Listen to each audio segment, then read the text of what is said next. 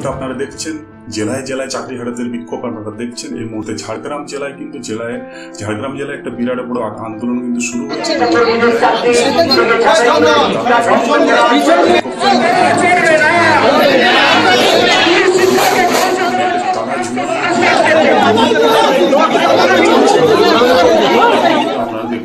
এটাতে আমাদের পুলিশ কর্মীও আহত হয়েছে, আমরা লিগ্যাল অ্যাকশন নেব।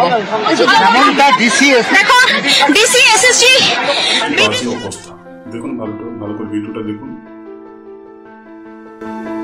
পশ্চিমবঙ্গের বেহালার সামনে